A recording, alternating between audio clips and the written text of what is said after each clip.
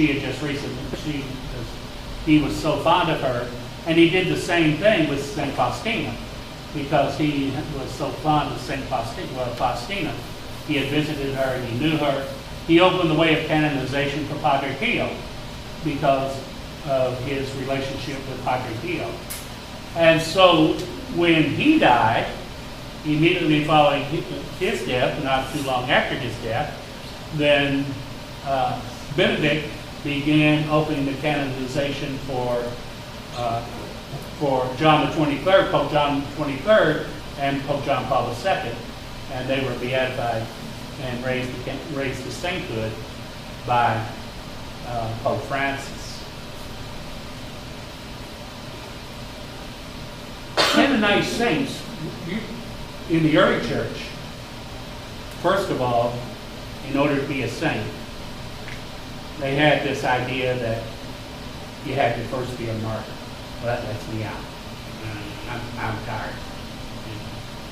You had to be a martyr. If you weren't a martyr, then you can't be a canonized saint. Shedding your blood was like streams of water flowing through the church. That was their whole perception, is that the martyrs give courage, the martyrs give strength, that the martyrs protect us, and they can stand and help against persecution. And they were called the holy ones, sanctus ones. And normally that they would try to celebrate the feast of the saint on the day of his or her death, or get as close to it as they can. So if Lucy died on November the 3rd, I don't know when she died, November the 3rd, then November 3rd would be her feast day. And they would get as close to the day of her death, because that would be her second birth, her most important birth, the birth into eternal life. And to celebrate her birthday upon the day that she would enter into eternity. Then the church expanded the idea of saints to those who were not martyrs, but people who lived holy lives, people who lived a good life, people who lived a virtuous life. Teresa of Avila, the Little Flower, Mother Teresa, John the 23rd. Men and women who lived noble lives and did things that would be an example for the rest of us. So what do saints do? What is the purpose of these men and women and boys and girls? The purpose of these saints is, I think, twofold. Number one, they serve as an example for us. They share in our human experience. They share in our human nature. So they become for us an example. Secondly, they become for us someone that we can imitate, someone that we can look up to. They become that big brother or big sister that can help us, that we can ask to intercede for us. We do not worship saints. We honor saints.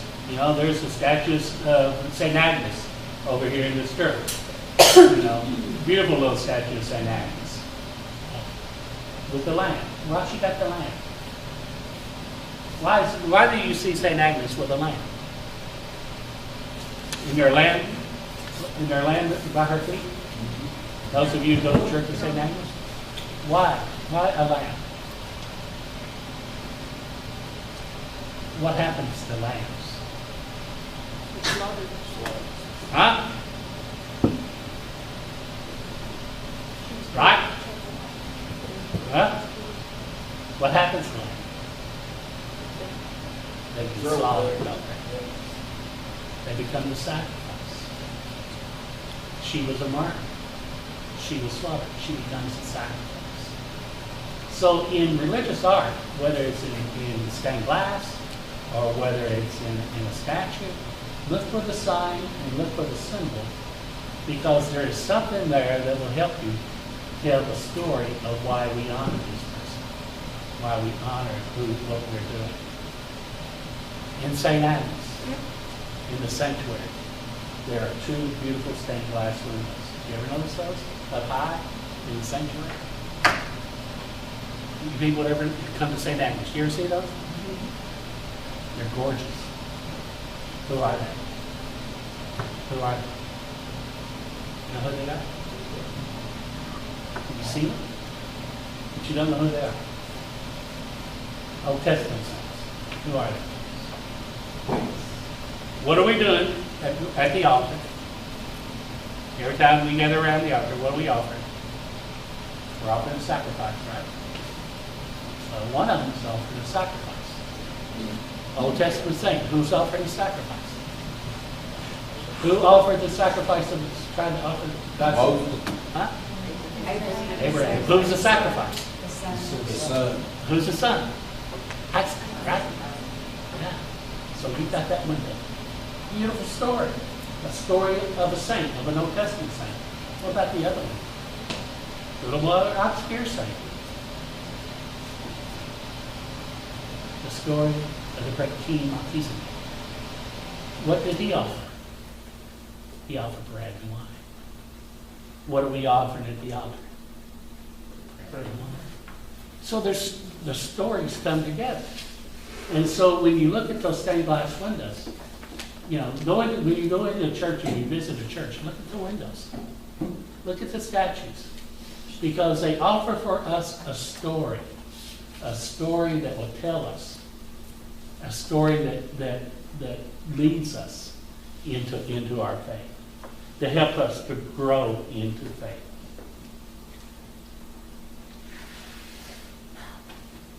In order for a person, let's take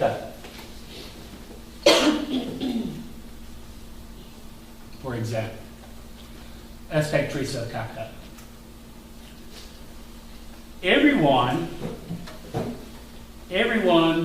who knew Rcia knew she was holy. She won the Nobel Peace Prize, didn't she? The whole world knew that there was something special in this little bitty woman who didn't weigh 100 pounds, sopping wet. That she was a giant of a figure for what she did.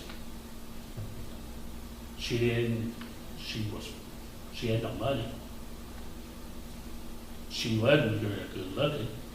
She didn't have any figure. She ain't gonna win any beauty contest. She doesn't own an airplane. She don't. But yet the world says she was a super human person because she obeyed and was willing to listen to God. And God called her and sent her where she thought she would never ever go. Sent her from halfway across the world, from England all the way to India. She didn't think she'd ever do that, but God called her. God called her to be an apostle to the poor, to sleep, to eat, to wash, to bathe, the poorest of the poor in the world. And so when Rcia of Calcutta died,